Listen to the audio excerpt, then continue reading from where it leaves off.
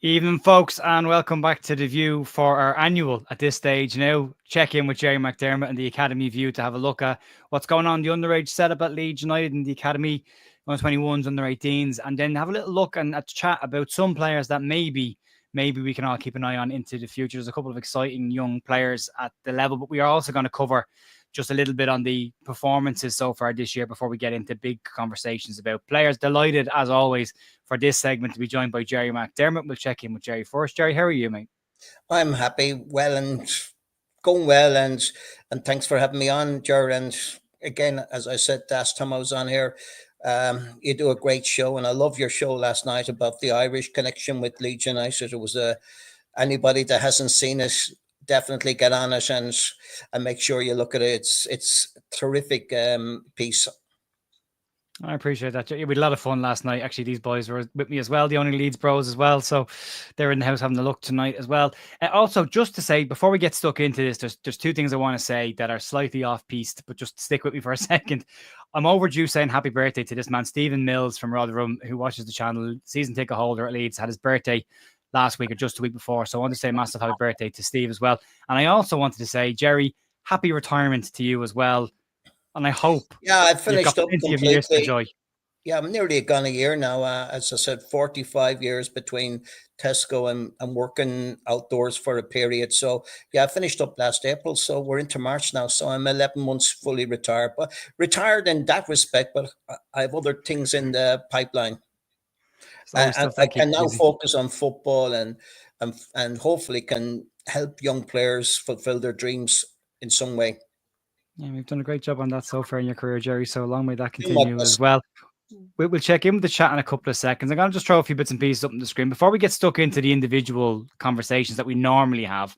I did want to kind of just give people a bit more of an update on what's going on at the setup right now. There's a couple of people asking about the under-21's performance last night, and I think it should be put into context. By the way, there are not 20 teams in this league. There are 26 teams in this league, but there was no point in putting the bottom six in. That it was getting too big. So Leeds currently sitting about 16th in that table. They had a nice little run before the defeat this week, but they're doing okay on what is essentially a very young Leeds United under-21 side. And we'll talk more about the individuals in that side as well and give you an idea of the age bracket that we're talking about. But I suppose with young players comes inconsistency, but Scott Gardner with the under-21s is doing a cracking job for me personally, because he has taken so many of his under-18 team last year that got to the FAU Cup final, and he's brought them straight into the under-21. So they've got plenty of time, a lot of these, to develop at under-21 level. And when you look at teams like Manchester City at the top of that, who have probably the most overpowered underage setup in any league right now, even to be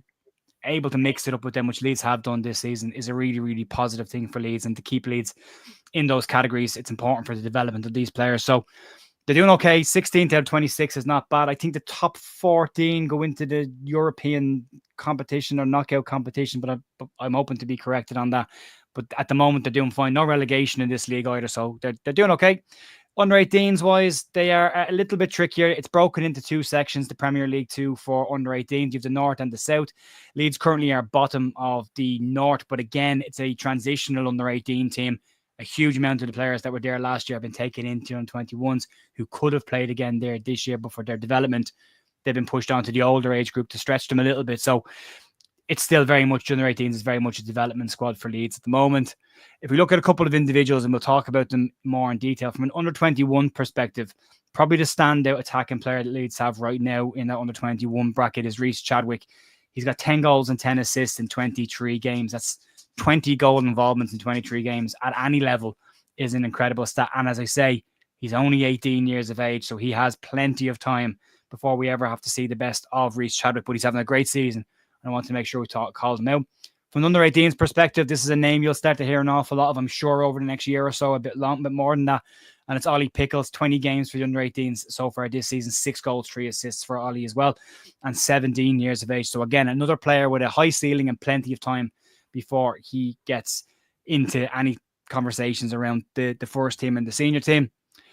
There's a couple of names from the under-21 squad just to give you a bit of an update. And also, these statistics and all these numbers have come from LUFC Youth on Twitter. It's at Leeds United Academy on Twitter. You can check them out there as well. they sent over all this information to me earlier on, so I really appreciate that. But if you look at the under-21s, and Gerry, I don't know what you think of a couple of these guys, but Reece Chadwick, Alfie Creswell, Conor Ferguson, Conor Douglas, and Diego Monteiro are probably the standout players in that. And then when you look at the age groups, Gerry, we've got Reece Chadwick and Alfie Creswell both playing under 21 football. Reece is 18 and Alfie is 17, so not bad for two very young players to be in that team. Yeah, we have to remember it's development, and that's essential. And it's not, they're on a journey. And obviously, getting into the first team is the completion of the journey. And we have to remember that they are young players, full of potential. Getting to fulfilling their potential is the next step. And as I said, getting into the first team at Leeds is really what the goal is for these young players, you know. But you mentioned them, Reece Chadwick, Sam Chambers, Harry Gray is actually in with the 21s now. I think he's bypassed the 18s, and they're the main players that really have stood out consistently with the under 21s. But as you mentioned, they're all very, very young. Each one of them are still under the age of 18. I mean, Harry is still only 16, won't be 17 till October. So we have to put things into perspective. They're young players, and it's going to take time. You have to be patient with young players. Yeah, we always say this, development is not a linear path. It's not a straight line. Just because someone's doing very well right now doesn't mean they're going to be doing very well in a year's time.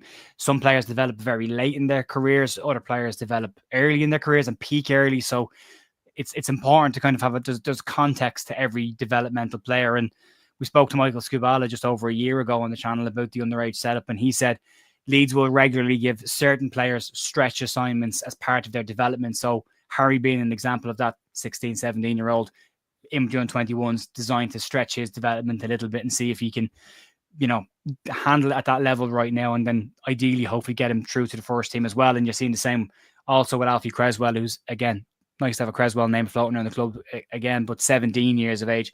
So he has lots of time and he's in the 21s and he's doing all right. I think he got a couple of goals this year as well. He got 3 goals and 2 assists from centre back, which is not bad for Alfie. So he's doing great.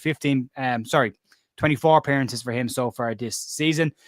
The guys that are asking about the Irish players, unfortunately, it's not great news on the Irish front. There's not a huge amount there at the moment.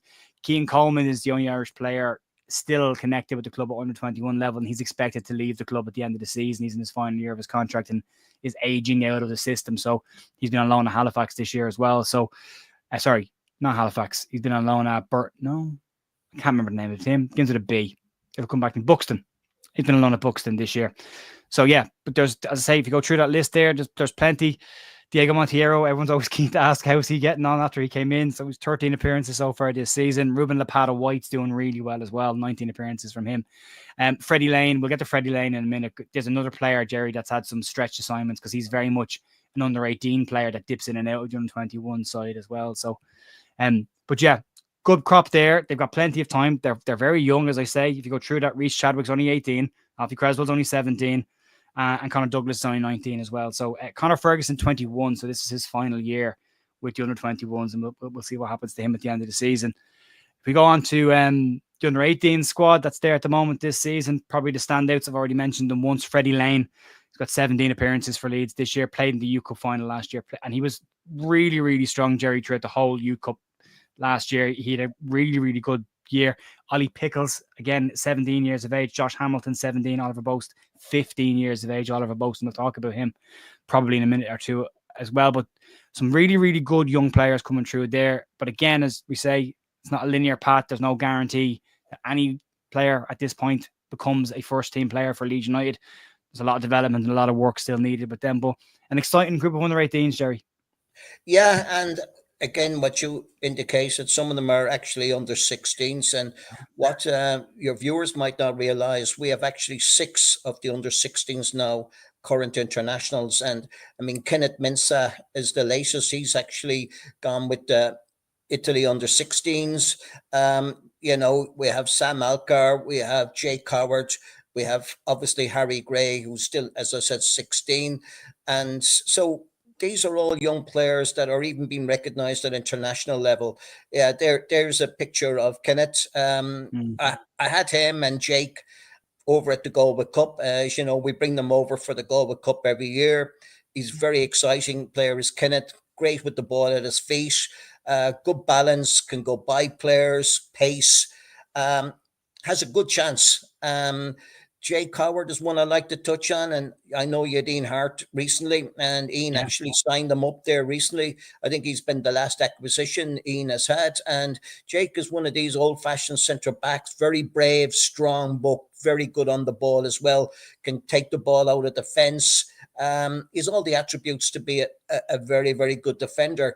But again, we have to put into perspective their age. They're 16. It's a big, big jump from 16 to first team football. And that's what you're judging them overall. The end of the journey will be how close they'll get to the first team.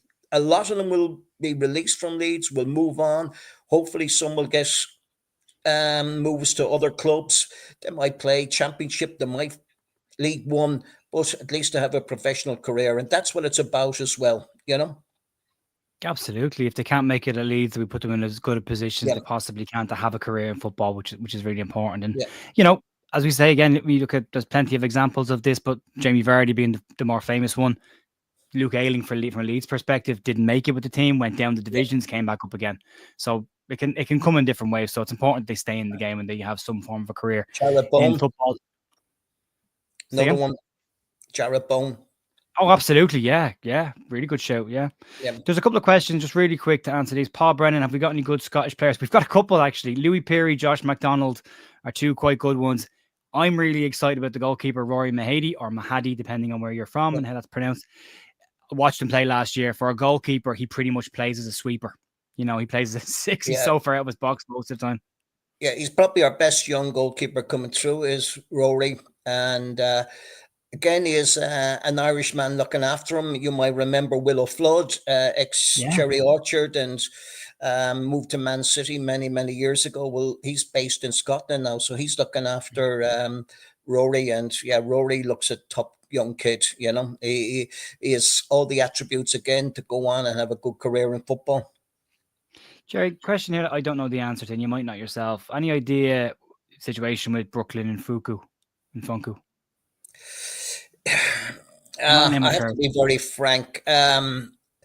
He's come back from Manchester City. But he's not the player that left Leeds some years ago to go there. He has his spurts and he looks good in spasms, but I just don't think he has the consistency. I watched him last night and I just don't think he's at the level that he would play first team football at Leeds. But again, he could play down the leagues in the future, you know? Yeah. And as we say, again, it could give him a year. It could change for him. You never know. That's what I'm saying. You can never, ever predict, the late developer. And there's always room for that late developer. If a kid gets his attitude right and say, I need to sort myself out and I need to really get 10, 15% more from me, you don't know where he can go. And, you know, football is full of players that have come into the game late and have gone on and had good careers. And just on history at Leeds, Gary Kelly never ever got a Kennedy Cup and never got an underage cap. The same with Roy Keane. So there you are. They're two late developers. They come into the game late. I'm talking about the professional game. And I mean, Gary, everybody knows, went as a striker from Home Farm and ended up a full back. And again, luck is a huge part of it. You go back to Gary's situation. Mel Sterling was injured and his career was finished, actually. And they brought in a boy from Swindon called David Kerslake, who actually got injured and was down in Cork. You might have been there. We played 2 games. We played one in Cork during the week. And then on the Friday night, we played in Dublin. And I think Howard just threw in Gary. And as I said, that would have been in 93. And within a year, by the time he played in the 94 World Cup, I thought he was probably the best young fullback in the world. I really would go that far. But that's just the way football goes. Yeah, I remember watching that game. I was there. A young man wearing number 22 on the back of his shirt and not on the match program, and everyone looking, going, "Who's this guy playing right back for Leeds?" And it turned out to be Gary Kelly. We saw a lot of strange and new players that turned up in those games, Gerry, and then we never saw them again. And actually, if you have Andrew Stats-Dalton's book, by the way, there's a load of names that played over here in friendlies for Leeds that never appeared for Leeds again afterwards. So, and some of them probably would have had more ability as a young age than some of the players we even have mentioned, but it's ability will go so far. I still think it's attitude, application, how you actually go about getting a career in football. Luck is a massive factor, but the names I mentioned, Gary, Roy Keane, obviously went to Forest and Man U, but I would say these lads all had great attitudes, great application, and that got them as far as they did go, you know? I've said it my entire football career. I've said it as a player, as a coach. I heard it as a player. I've preached it as a coach. Knowledge, skills, and attitude. Knowledge you'll learn over time. Skills you can be taught, but attitude is all you. And if you don't have the right attitude, doesn't matter how much you know, doesn't matter how good you are. If you don't have the attitude, the other two fall by the wayside. So it's 100%. It's hugely important to have that attitude right and be focused and be patient as well. I remember I barely kicked the ball till I was 16, and then all of a sudden I played for a local side, had a really good year, and the following year I signed for Shamrock Rovers. I wasn't there very long, but I did sign for them. So it can happen at different stages of your career. It can happen at different moments. You just never know. And again, as Ian Hark said last week when we were talking to him, advice for young players: always play like someone's watching, because they usually are. There's always somebody. I'm going a little bit away from the youth, but you look at, say, Raphinha, when he came in from Reims in France, and I'd say, I'm guessing he would have been in his 20s and nobody had really heard of him, and etc. etc. He got lucky. He came to Leeds. He got obviously some coverage, and he, and look at them today. And I just read somewhere on some site that he's favourite now to win the Ballon d'Or. So would we have said that when he came to Leeds from Reims a few years ago? Probably not, I remember a couple of people saying he wasn't up to much when he joined Leeds from Reims. So yeah, absolutely. And I'd be fantastic. But obviously Leeds will get a financial kickback as well if he wins the Ballon d'Or. Someone mentioned, and maybe you can verify this, and I know we're going a little bit off topic, that if Barcelona were to go and win the Champions League, Leeds would get an extra 10 million. I don't know if think there's two catch. If they win the Champions League, we get a kickback, and if he wins the Ballon d'Or, we get a kickback. So there's two. That's good, yeah.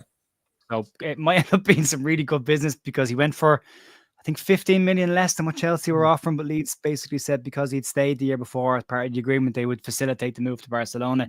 But they could actually end up bringing in slightly more if these two things happen than they would have got from Chelsea in the first place. So might end up actually being a bit of shrewd bit of business by Victor Orta, which is rarely said. So there's a couple of questions, Gerry, that have started to come in from people. I'll try and get them in as good an order as I can.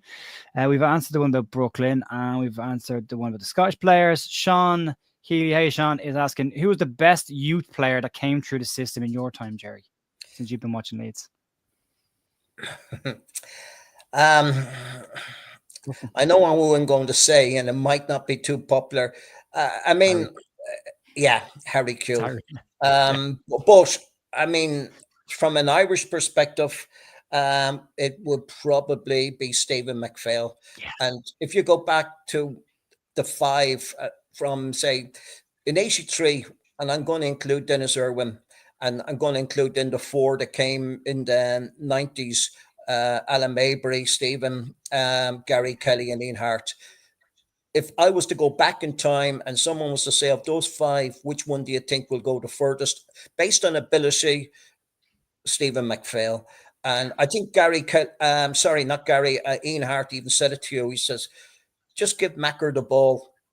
And looked after it so well. Yeah. He was probably the best player in my time coming through the academy and the first team to look after the ball. Just give him the ball. People kind of forget. Anyone that can remember that 97, both legs, they played Palace down in London and then Leeds.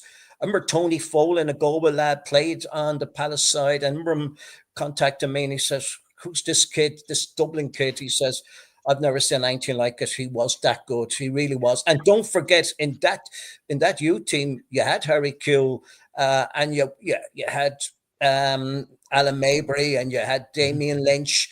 You had some great players, Tony Hackworth, players like that. Robbo was in goal. And he was the standout player. Of the 22 that played in both legs, Stephen McPhail, and I think he could have been world class. I think he would have been as good as Liam Brady if he just had that other half a yard of pace. He just couldn't get away from players, but he could mind the ball like nobody else. Yeah, it's a real shame, the injuries and the illness stuff that ended his career, which is a real shame, because he was such a talented player, and as Ian Hart said, once he got the ball, you couldn't get it back off him. I think he had a bit of illness as well, hadn't he, Ger? It did, yeah. He came back to Ireland, tried to play Shamrock Rovers for a while. I think the illness kicked back in again, and that finished his time with Rovers as well. So unfortunate, but he was an absolute talent. Alan Mabry was very good as well, and I've said it before on this channel. I have PTSD about Damien Lynch because I had to chase him around the football park when he came back and signed for Bows. And it wasn't a pleasant experience trying to keep up with an incredibly fit young fella that came back from Leeds that year. And I was playing semi-pro football, trying to keep up with him. It was just no chance. But he was very, very tidy as well. Jonathan Woodgate. I remember Eddie Gray saying about Jonathan that when he was 15, he took him to the Dallas Cup. They used to play in the Dallas Cup back then. And he would have been up against teams from all over the world, South American, Argentina, Brazilian. And he said at 15, and he was totally unfazed, just stood out a mile. But here's one for you. And I remember having a conversation with Eddie Gray once at a Player of the Year do in Leeds. And the conversation came up. And here's one that a lot of people might not have known, but he was in the Leeds team at 17. He made his debut with Harry Kewell against Middlesbrough. He was actually called into the England side at 19. One that didn't fulfill his potential was Jason Blunt. People forget that. And I always say, because who did he put in as his roommate? He was put in with Gaza. And I says, now I know why your career was ruined.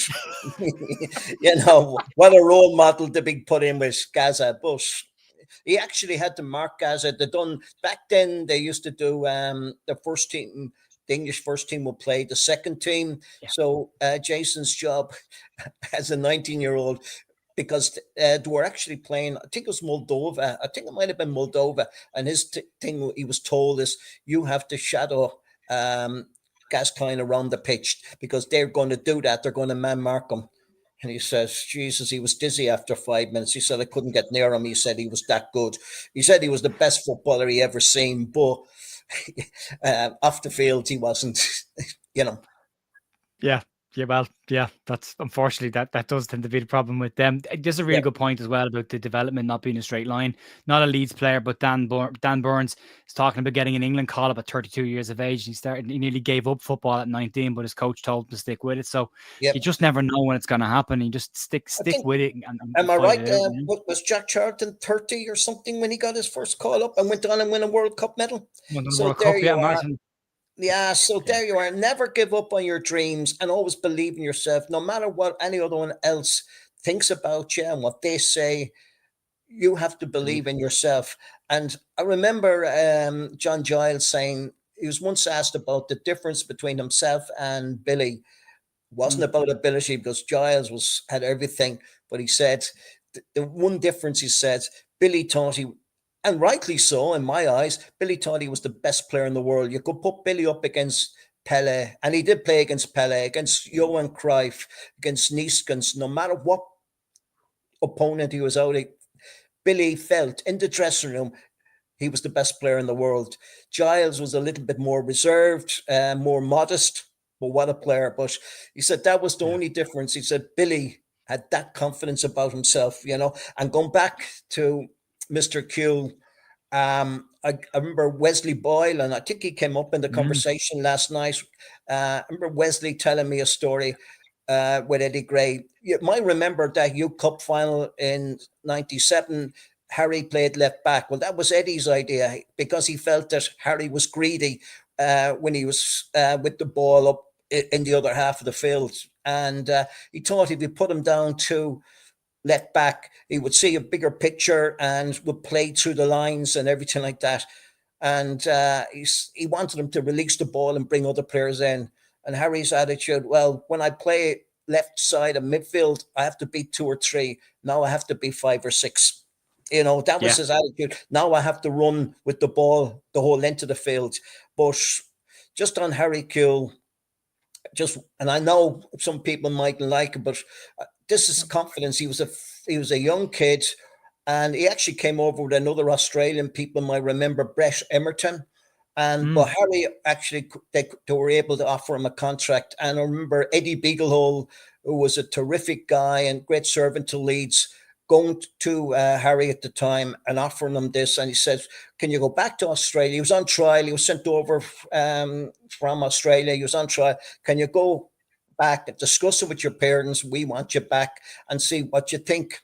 And he turned around and he said, I don't need to discuss anything, mate. He says, my mum and dad will do what I tell them. And he was only a kid.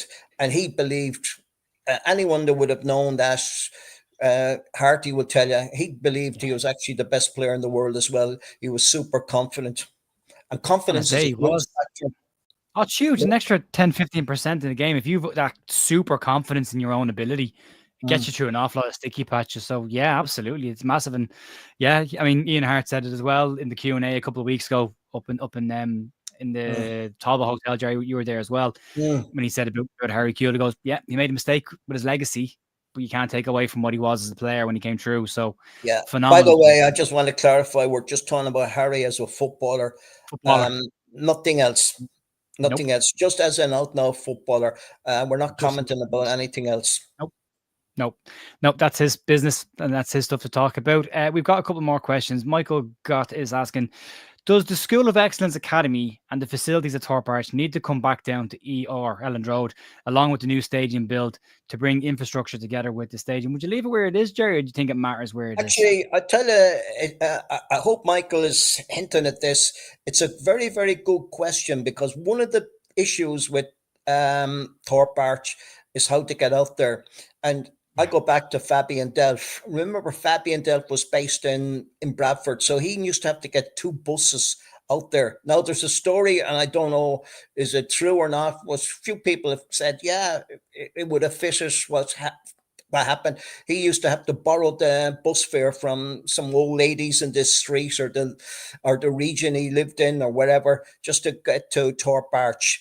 Now, one of the big things that was mentioned, and it's probably applied to a lot of academies, is that the kids nowadays, they're all brought in and, their parents' cars and things like that. What happens to a kid, and I won't mention any areas, but what about kids that can't afford, or their parents cannot afford to drive them up to Thorpe Arch? How did they get out there? I mean, not sure of the mileage from Leeds to Thorpe Arch. I'm guessing about somewhere between 10, 15 miles. But for a kid that says 9, 10, 11, 12, 13 years, how does he get out there if he doesn't have the luxury of a parent who has a car or not? And that's why, where if it was brought back to somewhere like Elland Road, it'd be in Leeds, buses running past the ground all the time, and it would help these kids, That's just my thoughts. No, I think you're right. I mean, they're planning on running a rail link out there as well. They're trying to put some form of a tram system in place. It is for anybody. Let's be honest, we're talking about young kids. For any kid like from an area that wouldn't have that privilege, that has to maybe say live 20 minutes, half an hour away by car from Thorpe Arch, and it's a difficult enough place to find. It's not like. So you're talking about a young kid trying to get out there, and what about the winter months when it's dark and things like that? And that always sticks in my mind. It was a guy called David Harrison, who's now with Manchester United, would you believe? And I remember him telling me that story about Fabian Delph, that Fabian used to have to find his way from Bradford out to Thorpe Arch. Yeah, and fair play to the boy, because he could have gone anyway, and he always got out there, and they had difficulty with him. But look at the career he had after that. Absolutely, yeah. And you don't always have your parents invested in it either. So some kids just have to go alone. Like sometimes the parents are like, well, you can go and play if you want to, but I'm not driving you, so you can figure it out. Well, And they have to do that, which you is go back to Calvin Phillips, like one parent family, and his mum had to do 2 jobs. And I'm sure that's regular with a lot of these young players. So if she's working and has to work, who's to take the kid to out the Thorpe Arch? Like, at least the kid, if he's 12, 13 years of age, he can get on the bus and get to Ellen Road if it's around that area. So that would be my take on it. It's basically down to geography. On the other side, I will say to be honest about it, the facilities in Thorpe Arch are unbelievable now. They're way ahead of anything else in the championship and probably better than, I'd say, 50% of the Premier League clubs. So you have super facilities out there. They have everything now at their beck and call out there. So that's the other side. That's the flip side. Absolutely, yeah. Just a couple of more questions to get through quickly before, because we want to go and talk about Andy Wood for a little bit as well. I think it's important that we talk about Andy, but just to get through these questions real quick. Question come in here from West Yorkshire Retro Gamer. Gerry, your thoughts on the young goalkeepers, aside from Mahady and Christie, the young lad who signed from Bradford, which I think is Darrell Ombang, who played you last night for the 21s, and the kid who plays under 18s, who's Kenyon. Kenyon is his name, Keyon. I don't know his first name. Any thoughts on those goalkeepers, Gerry? Do you know anything about them? I don't. Darrell's been around for a while. I know he's saying aside from Mahady, I would go. I actually believe, looking ahead and to the first team, I think, and we're all hoping and praying and whatever else, that we will be back in the Premier League sort of by the first weekend in May or maybe sooner. I think we'll bring in 2 new keepers. I think of the kids in the academy, if you were asking me now, I would say Mahady has probably got the best chance, and he's still not there, and he's a long way from being there. And no, I just don't see the others being better than what we have at the moment. But I do think that if we go up, I think we'll bring in 2 keepers for next season. Yeah, I'd have to agree with you. Darrell Ombang's been around for a while. Rory Mahady actually bypassed him a couple of weeks ago. Rory travelled with the first team as well to one of the games. Wasn't in the match. And he's been training with the first team, as you know, alongside Sam Chambers, Reece Chadwick, and Harry Gray. So the recognition is already coming from Daniel Farke. And the difference between Daniel Farke and maybe Marcelo Bielsa, Marcelo used to bring them up to make up the numbers for the murder ball and things. Daniel Farke has made a very good point with young players. He says, we don't give out presents. If they're called up to the first team, they earn that right. We just don't say you can come up and make up the numbers. No, you're up there because you deserve it. You're there on merit. And that's what it should be.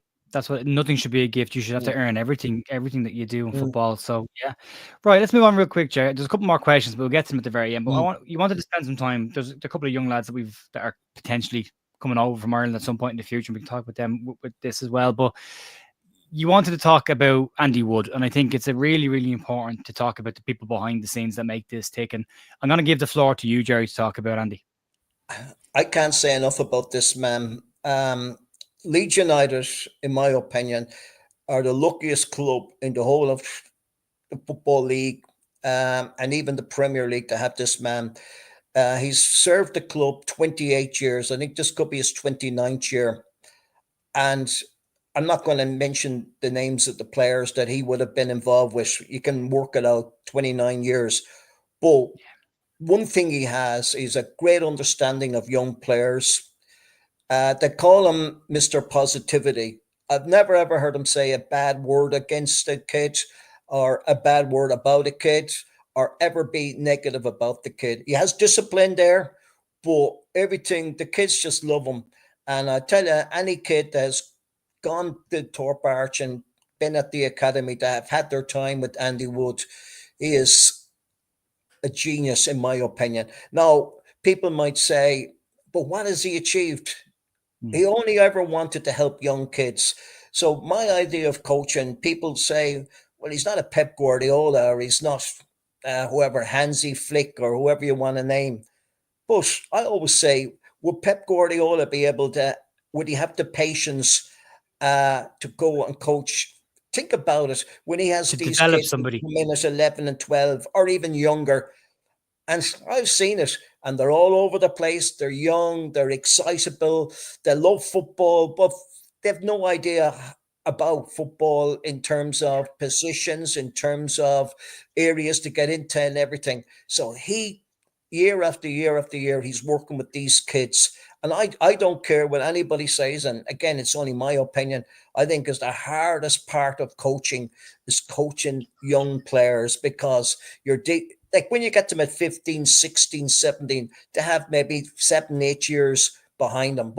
And I tell you a story. One of the first times I met Andy in a long time. I knew him back in the 90s when he came to the club first, but I remember I hadn't seen him in a long time. But he came to Galway and he'd done a couple of coaching weeks with me. But I remember him telling me, and he said, I have a 10-year-old kid, he says, and he's going to be something special. That was the first time I ever heard the name Harry Gray. So, and the kids just look up to him. They love coming back to his sessions. And it just makes everything up in Thorpe Arch a pleasure. And as he makes a good point, 95% or even higher percentage of these kids won't make it at Leeds United.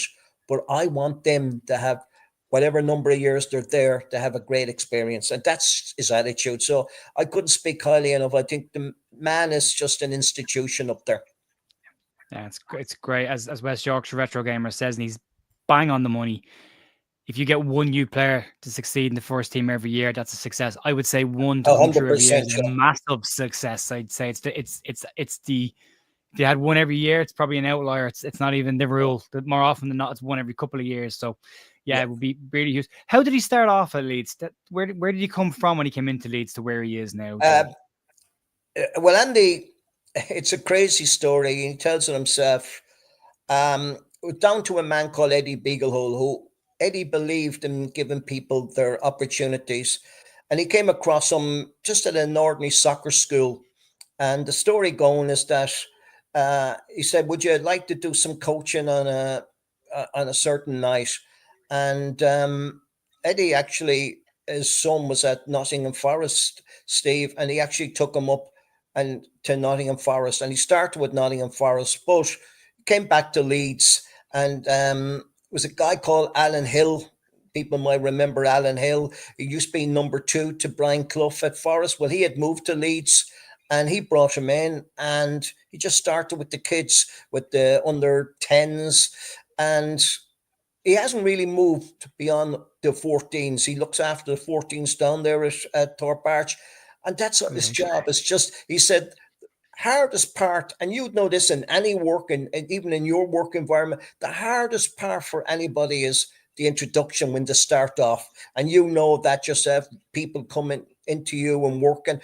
Well, it's that first initial period of starting off, knowing nobody, the whole thing being new to you, surroundings, uncomfortable feeling, etc.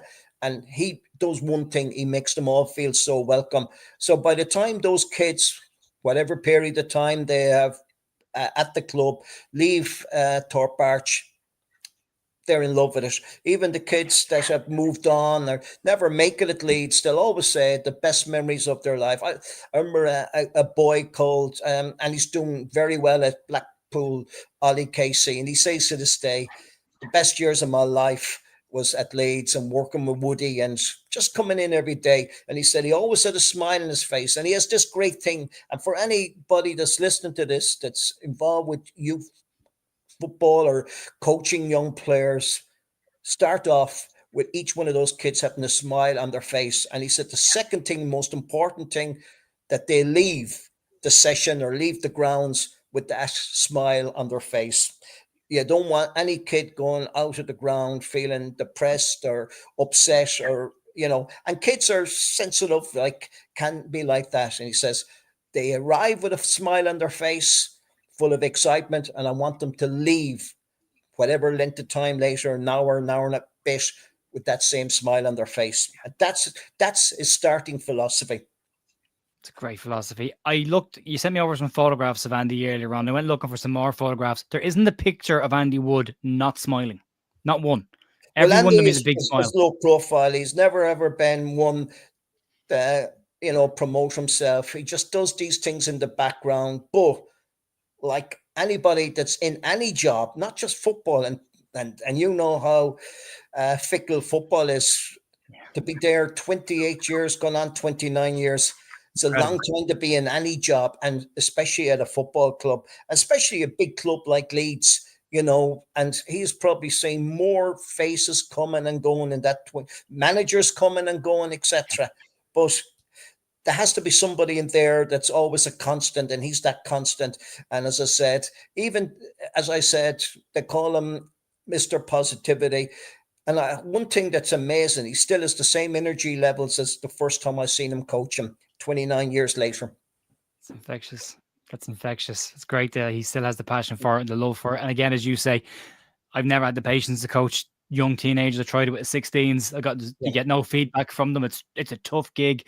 You need a hell of a lot of patience to coach young players. So 14 is a very, very important age in a footballer's development as well. You've just gone from being a kid to the early stages of becoming a man. So it's a very important age. So it's great that part of the club is in safe hands with Andy.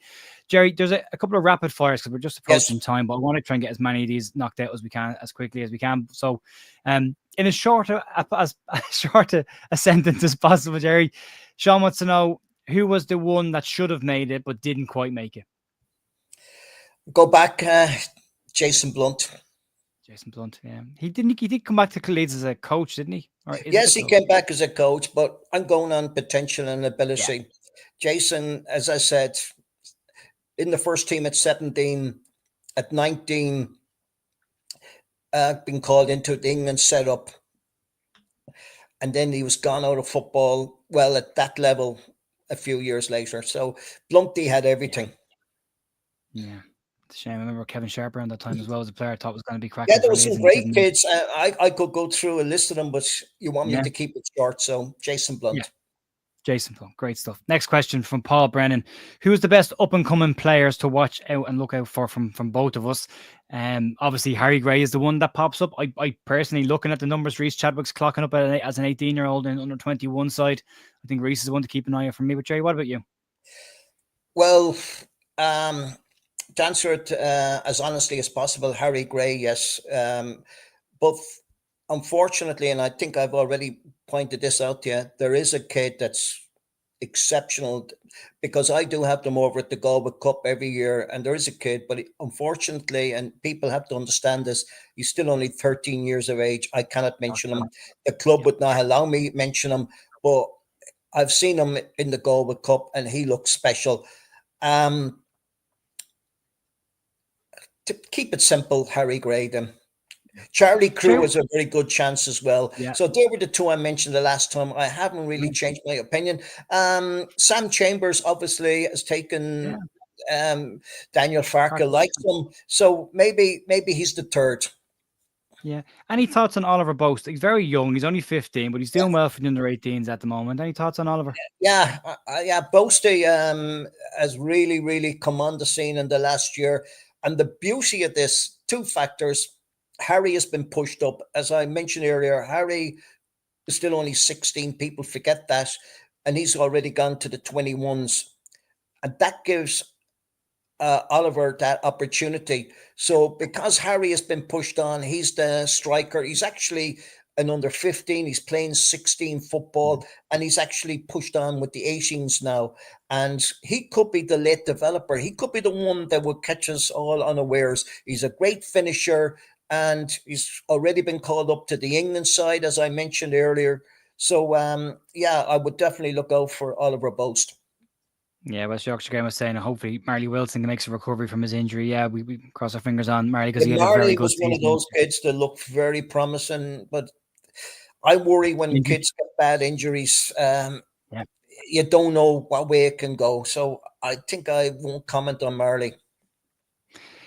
Gerry, any crossings with Paul Hart during your time? I remember Paul Hart very fondly from when I was there in Leeds. Yeah. Howard Wilkinson obviously brought Paul Hart in. My association in the 90s was, my boss was a man called Eddie Beaglehole, who gave me an opportunity. and he was a terrific guy. As I said, I worked throughout Ireland, part-time scout, but as it was then. But yeah, Harty, he was a disciplinarian, and he really he brought out the best in these young players. I mean, let's be honest about his record. Leeds have only ever won 2 Youth Cups, 93 and 97.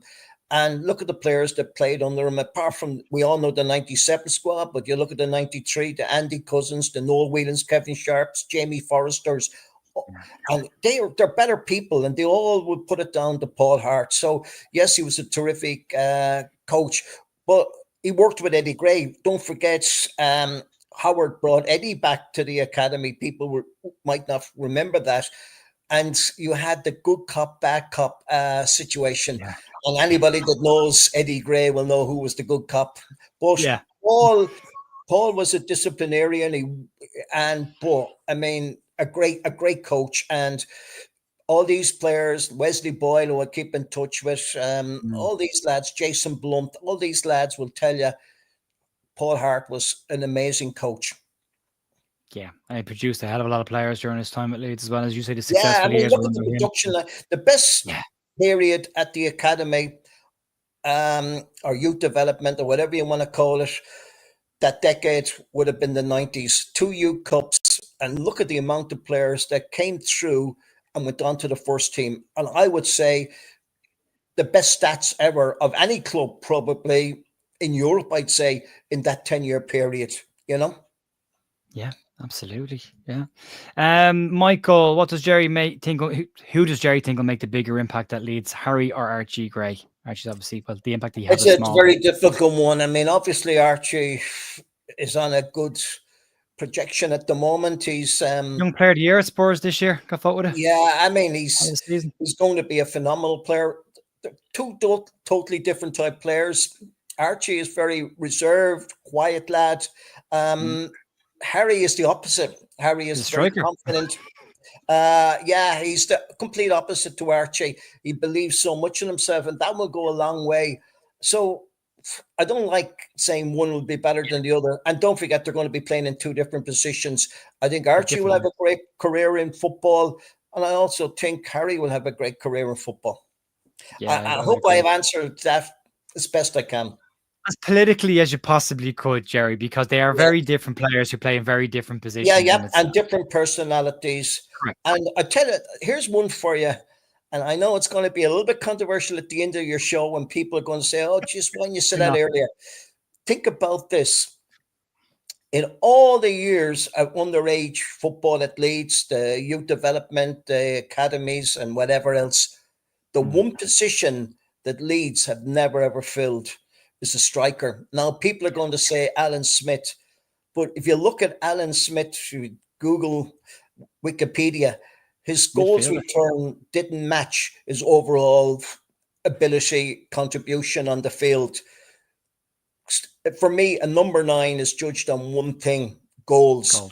And that's the one thing. Going back to Andy Wood, always says that to me. Before he finishes up and retires, and he's been through it all, and he's got players in every position except number 9. He wants to get that number 9.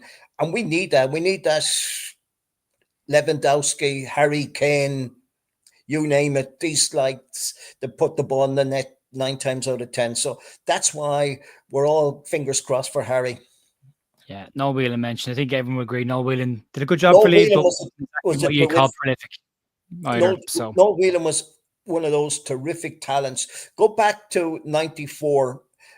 The Youth Cup team from 93, even though Gary didn't play in that 93 side, but the two that had progressed was obviously Gary, who came into the first team in 93 as a fullback, and Noel actually was in that team in 94. And he was a terrific talent. People might remember that game against Manchester United 2-1 at Ellen Road, and Noel Whelan was absolutely unplayable. But again, this is the difficulty with young players. You would have put your money on them then going on and having a great career at Leeds. It just didn't work out for him for other reasons maybe, but that's what I'll leave it at that.